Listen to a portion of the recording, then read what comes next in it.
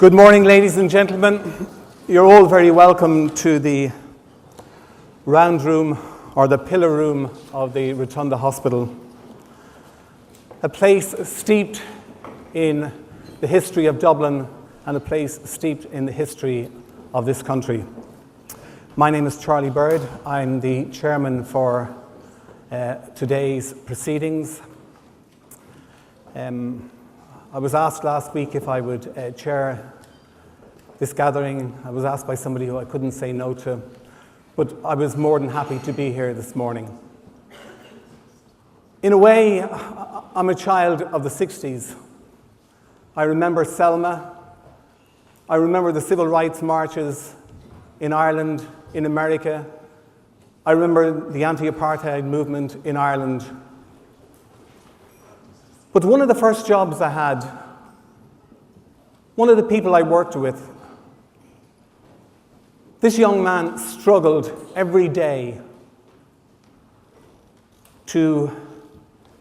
with his sexuality. After a number of years, he eventually came out. This was around the mid-70s. Remember, this was 20 years before homosexuality was decriminalized in this country. But I believe that we have taken a great journey, that we have moved on. And today is evidence of that.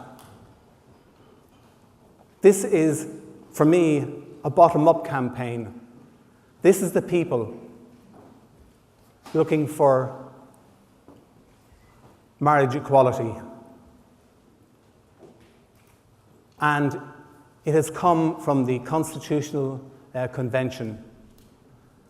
It's not about any one organization, not about any one group of people. And by looking across the sea of faces here today, it is really important. You can just see the numbers of people from civil society, all the political parties, every single one of the political parties in Ireland are here today. Many, many organizations, trade union groups, women's groups, people with allegiances to different churches, they are all here today. For me, it is just simple. Two people who love one another should have the right to get married, regardless of their sexuality, lesbian or gay.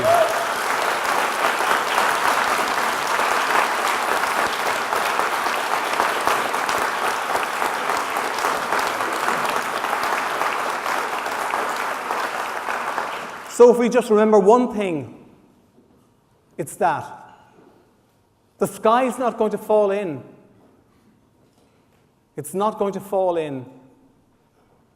And on the 22nd of May, I'm convinced that Ireland has definitely grown up. It has moved on. The arc of history has moved on.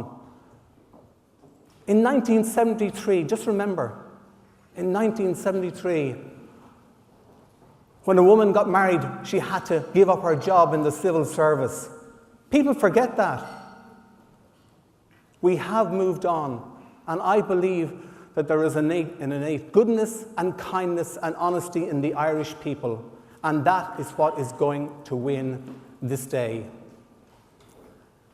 Mammies are really important.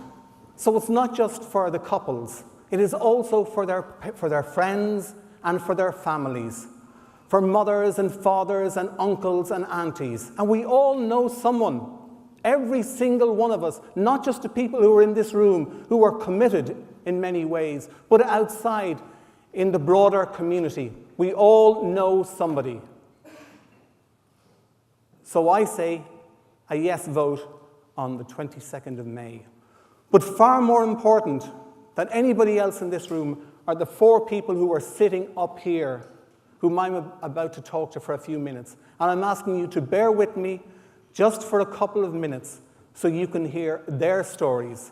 And after that, we will have the three main speakers, and then there will be questions from the media. But I would ask you just to bear with me for a number of minutes while I talk to these four people here. So I'm joined now by Patrick Dempsey, who's 21 and he's from the Liberties. I'm also joined by Laura Bulger, and I called her earlier Gillian, but it's Jill McKenna. Laura is a guard, and Jill works with the Special Olympics. And finally, with Enda Morgan, who's a band musician. He actually told me that he was a wedding band musician, but I think we'll leave that aside.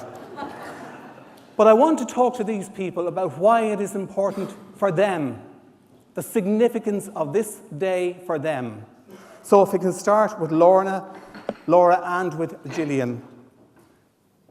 Can you just tell the group of people here, whichever one of you wants to take up the story first, a little bit about your journey and why you're here today? I suppose we're together 7 years.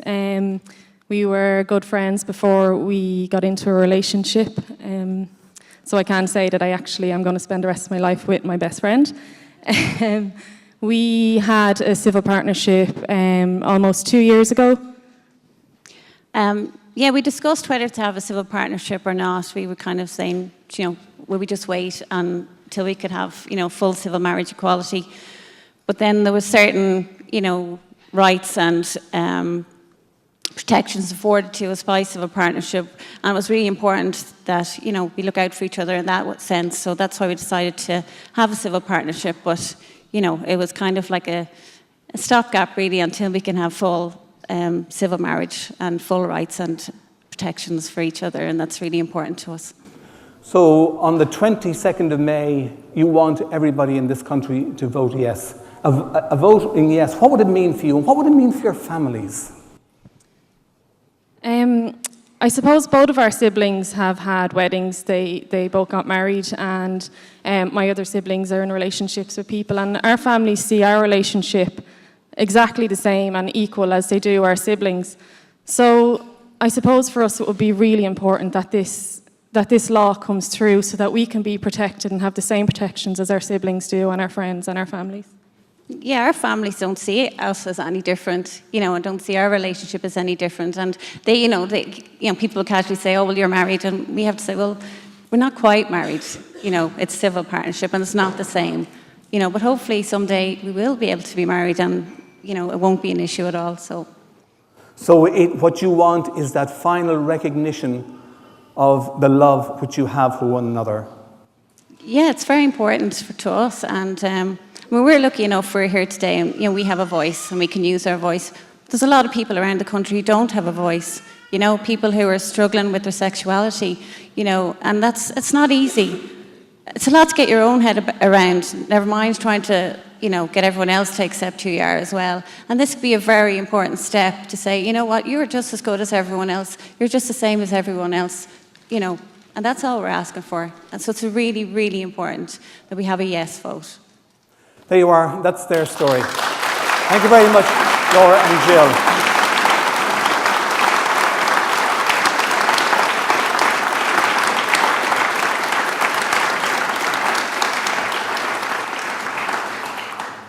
Patrick Dempsey, you're 21 and you're from the Liberties in Dublin.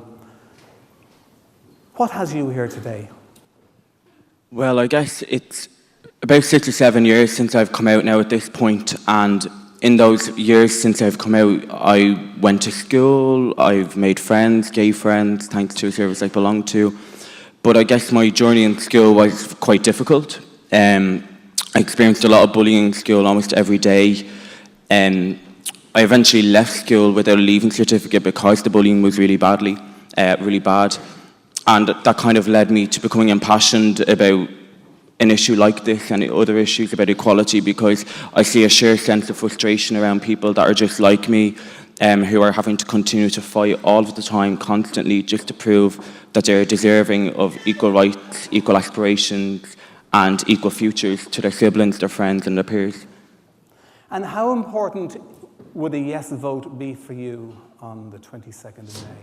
It's important to me for quite a few reasons. I guess a big one for me is the full realisation that I'm among the first generation that is not seeking the protection of a closet, but seeking the protection of the law. And that's something that's very, very important to me as a young person. Another thing is I see a shared sense of frustration with my sisters and my mother and my father, that they see the inequality that I have before the law. This is something they care about quite a lot, and they will be going out to vote. My two sisters, for the very first time, will be going out to vote. And I guess they see that shared sense of frustration that I have. And another thing as well is that I want to have equal aspirations as anyone else that I know. I want to envisage anything in my future and to not be limited or bound by the law or by the Constitution.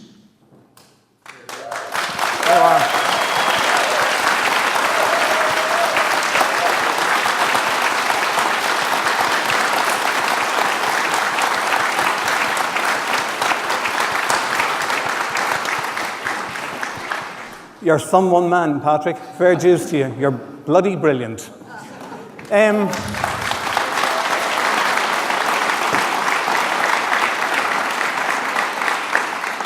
Okay, as I said, the next man is Enda, and I was talking with him earlier, and he told me that he was a wedding band musician. And I said, what exactly is a wedding band musician?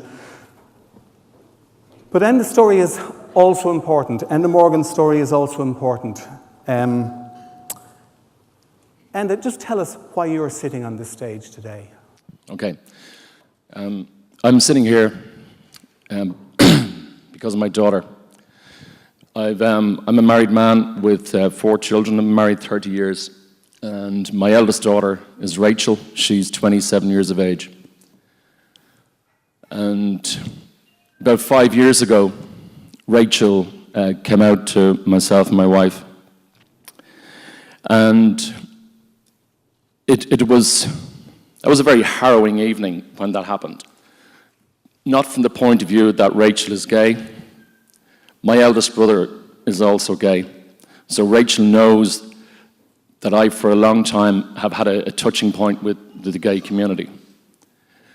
What I found harrowing about it was how upset Rachel was when she told us. She was shaking, she was crying uncontrollably. To hold your daughter in her 20s in your arms like that as a parent is very, very difficult. It's very distressing.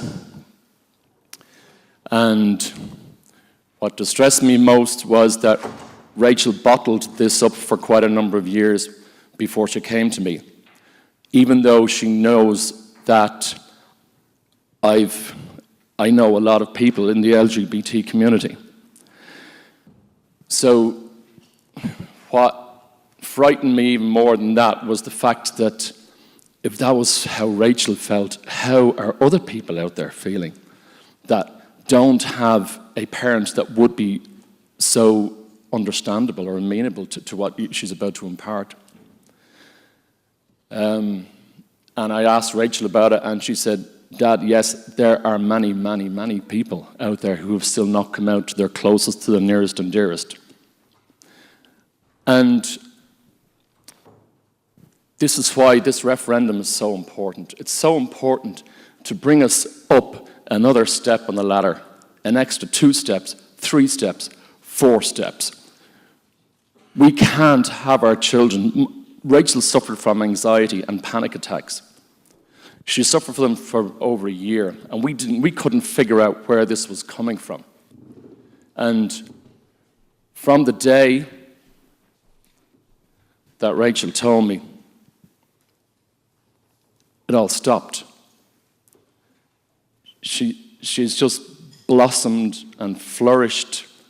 She's happy, she's confident, she's got her mojo back, and it's fantastic to see. And 2 years ago, she met the love of her life. Her name is Marion. And Rachel and Marion are very deeply in love. And every time I meet them, they come to our home. It's just fantastic love. It's the love that I have from my wife. It's the love of any heterosexual relationship. And it's the same love that Rachel and Marion have. And you mentioned earlier on about the fact that I am a wedding musician. Yes, I am. Over the last couple of years, since from 2012, I've played at some same-sex civil partnerships. I've played the ceremony music at it. The first one I did was in Finstown House in June 2012. And it was the first same-sex civil union that I had played at since Rachel came out to me. And I found that really, really emotional. I was standing up the top of the room, we were singing and playing, and the two girls walked in, Kathy and Pauline, and love walked into that room. And I looked around the room, and around that room, all around the room was their grannies, their granddads, the aunts, the uncles, and everybody just had a wonderful, wonderful day. The love walked in the room. It's the same love that walks into every room for every wedding I play at. It's the exact same love. And, sorry, I know I'm going on, Charlie. I won't be, I've just finished. I want you to go on.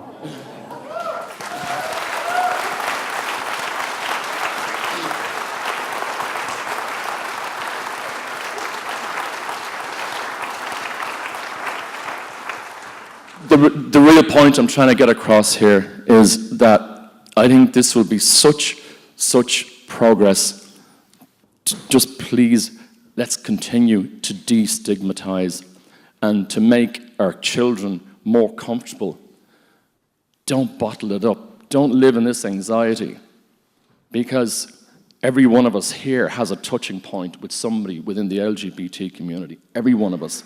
It's our LGBT family. Please do it for our family. Rachel and Marion they don't want to go down on knees to each other and say, will you join me in a civil union? They say, I want to marry you. Please let it happen.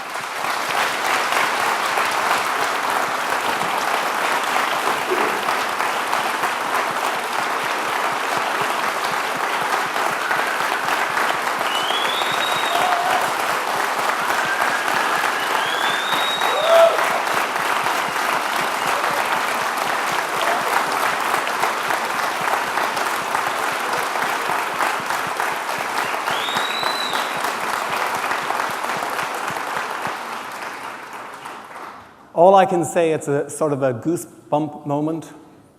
Their stories, the stories that you have just heard from these four people, it speaks volumes. But remember one thing, the stories from these four people here this morning could be replicated all over this country. That is the reality of it. It could be replicated all over this country. And that's why it is important that this coming together of a national campaign, a group of people, that you go out to work to get that yes vote on the 22nd of May. So if I can say thank you very much to Enda, to Patrick, to Laura, and Rachel. Sorry, yeah. Thank you very much.